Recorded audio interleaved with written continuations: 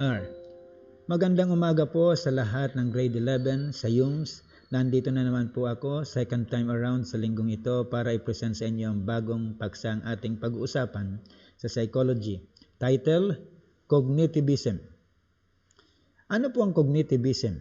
It literally came from the word cognition, which means knowing o pag-alam. O pagkatuto, I just don't know how you will translate it in Tagalog. It looks at the mental processes of and their role in thinking. Sa pagkilos ng isip, mental process tapos ang kanyang role sa thinking, feeling, and behaving. Based on the ideas of cognitism, something happens within our minds immediately after the receipt of the stimulus, and this is responsible for the kind of response that we make. Kapag may natanggap na tayong stimulus, meron na pumapasok sa isip natin. At yon ang nagiging dahilan para tayo gumawa ng isang response. The way the stimulus is being processed is the main concern of the cognitive psychologist. May trabaho ngayon yung tinatawag nating cognitive psychologist. Dahil kapag may natanggap na stimulus ang ating isip, doon na papasok yung ating response. At the way the stimulus is being processed, concern na nila yon. They are interested in perception, attention, language, memory, and thinking. So 5 bahagi kagad ang kanilang iniisip. Pagtanggap pa lang, pinapatos na nila yon. Yung attention, language, memory, and thinking. Ngayon sa cognitism po, meron po tayong dalawang model o dalawang factors. Itong model, itong behaviorist model at saka cognitive model. Unahin po na muna natin yung behaviorist model. It is the only study observable external behavior. Ang pinag-aaralan lang po nila ay yung mga bagay na maoobserbahan nasa labas na pag-uugali. Samantalang yung cognitive model po ay can scientifically study internal behavior. Kahit yung hindi mo inilalabas na pag-uugali mo, kaya nilang pag-aralan sa cognitive model. Ngayon po, sa behaviorist model, balik po muna ako sandali. Stimulus in the environment can't be studied. The response behavior. Samantalang ang input in the environment ng cognitive model, may meditational process. Ang output, siyempre, behavior. Meron po tayong tinatawag ding Piaget's theory of cognitive development. I just don't know if my pronunciation about the family name of this person, si Jean, ay tama. Piaget's theory of cognitive development. Sino si Jean Piaget ang may pauso nito? She did many experiments on children. The children's way of thinking, and concluded that humans pass through several stages of cognitive development. Yung mga pagkatuto, pag-unlad. Ang pinakauna po ay ang tinatawag nating sensory motor stage. During this stage, the child learns about the world through his or her 5 senses. Yung touch, taste, smell, sight, and sound. Mapupunan ninyo kung meron kayong baby sa bahay, yung nag-uumpisa na siyang matuto, ang lahat ng bagay na mahawakan, hindi niya naiisip na yon kung minsan ay nakakasama sa kanya. Yung maaaring nahawakan niyang kutsilyo, takbo naman tayo para alisin sa kanya yon. At kapag may nahawakan siya, bigla na lang isusubo, titikman, lalasahan, tapos etc. Sunod-sunod na yon. Pero hindi nila alam yon na maaaring makasama sa kanila. Pero doon sila natututo. Next is pre-operational stage. The child acquires a mastery of language, becomes able to use words to represent objects and images in a symbolic fashion. Children cannot yet use their developing mental skills systematically. Mapupuna po natin mga mahal naming mga estudyante na yung isang bata ay unti-unti na rin natututong magsalita at yung salita na yon ay maaaring maikapit nila sa ilang bagay o sa isang bagay. Halimbawa, ang unang niyang natutunang salita ay yung word na nanay o kaya mama, mami, kung ano man, o daddy, tatay. ikinakapit nila yon sa kanyang nanay o kaya sa kanyang tatay. So unti-unti na yon dumadami ang kanilang salita na ikakapit nila unti-unti sa ilang bagay na nasa paligid nila. Sa concrete operational stage, the child begins to develop logical thinking. Nag-iisip na sila. Excuse me po. He can identify matters of same weight, yung magkasing bigat, the cause and effect, mga dahilan at epekto ng ilang bagay, and the mathematical operation with ease and the world outside their home. Now, yung sunod po ay ang formal operational stage. The final stage of Piaget's theory is the stage where the child or young adult learns to comprehend. Nakakaintindi na siya. Comprehend highly abstract or hypothetical concept. Ngayon po itong cognitism focus on mental processes. Pagkikilos po ng isip. Here, a stimulus from environment is processed by the mind before the organism provides a response. Meron pa naman po tayong sunod na pag-aaralan, at least pahapyaw, psychoanalytic theory by Sigmund Freud. Isa siyang Hudyo by ancestry at hindi pa naaalis yan. And sad to say, pagamat siya ay Hudyo, siya ay tinatawag nating atheist. Hindi siya kumikilala sa Diyos. It says that current behavior has its roots in the past experiences. Yung mga nakaraang experience ng isang tao ay nagiging dahilan para sa kanyang current behavior, ugali niya ngayon. Maaaring yung mga experiences na yun ay maaaring maganda, o pwede rin namang hindi maganda. According to Mr. Freud, human mind is made up of two parts, the conscious and the unconscious mind. The conscious are the behaviors that people are aware of. Alam nila. And while the unconscious are those that people are unaware of. Yung hindi nila alam o maring nakalimutan lang. Hindi ko alam kung maniniwala kayo dito, but kanya-kanyang diskarte yan. Nagkataon lang na siya isa sa mga pinakasikat na psychologist. Past experiences are stored in the unconscious mind, and this guide people's behavior even if they don't recognize it at the conscious level. Maring nakakalimutan lang nila or mga past experiences. And the psychoanalytic approach ay sinasabing unconscious mind drives human behavior. Ang unconscious mind natin ang nagpapakilos sa ating ugali. Maring alam natin o hindi natin alam ang ating ginagawa. Now, meron din tayong tinatag na Gestalt psychology. Ang pinaka-guiding principle nila ay the whole is better than the sum of its parts.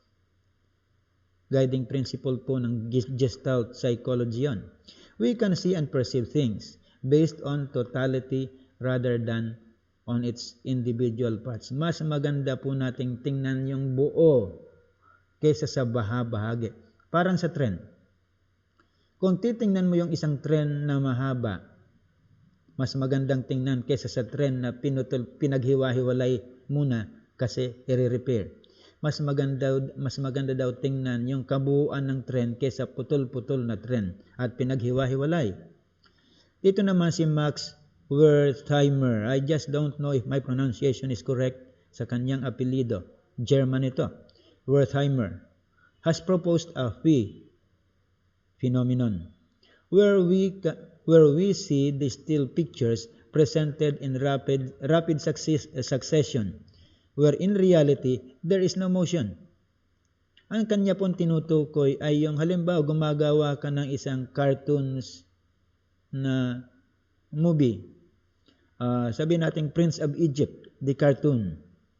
Alam naman po natin na yung Prince of Egypt na cartoon ay mga drawing yon na kinunan nila at pinagsunod-sunod na pinakilos na sunod-sunod based on camera tricks. Kung titingnan natin yung The Prince of Egypt, the movie, ang gandang panoorin. O kaya yung The Lion King, siguro naman napanood nyo rin, I hope. Kung titingnan natin yung mga sining yon, they are composed of different parts of pictures. hiwa-hiwalay na picture na nung pagdugtong-dugtongin, ang gandang panoorin. It is similar to watching an animated. Maganda ang mga sining yon. It's either the Prince of Egypt or the Lion King. At alam kong meron pa kayong ibang mga sining alam na animated ang sabihin na natin yung mga Japanese na mga sining, ano bang tawag nila doon, yung mga sining na yung si Son Goku, mga ganon. Those are pictures na pinagdugtong-dugtong nila. Movie that tells a story where we don't see the non-moving individual frames. Hindi natin nakikita yung mga picture na nakahiwalay. Pero kapag na-arrange sequentially arranged to produce a motion picture. When it is arranged sequentially, maganda ang motion picture that we see. Another example of the rapid sequence of perpetual events is the running lights. Yung mga ilaw, we call them running because they appear to be running while in fact, hindi naman sila talaga running. Nandyan lang sila. These are just examples that the whole is better than the sum of its parts. Yung mas maganda yung talagang kabuuan kesa nakahiwalay. Gestalt laws of perceptual organization, part 1. Ito ay perceptual organization. Perceive, nasa perceptual o nasa isip mo lang, pinapalagay mo. The guiding principle of Gestalt psychology is how the mind organizes smaller objects to form larger ones. They are called the Gestalt laws of perceptual organization. Ang una po, the law of similarity. It suggests that similar things tend to appear to group together.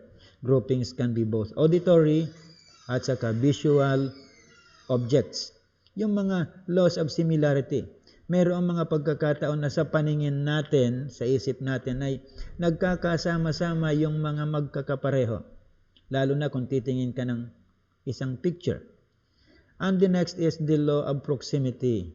According to this law, things that are close together seem to be grouped together. Parang nagkatabi lang sila para magkakagrupo na sila. In the group of circles in the book, the large circles seem to be grouped together.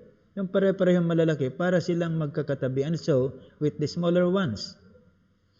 It is also true with the painting in the book where you can think that people that are grouped together are of the same style of clothes and may have been members of one group because because of some similarities to another.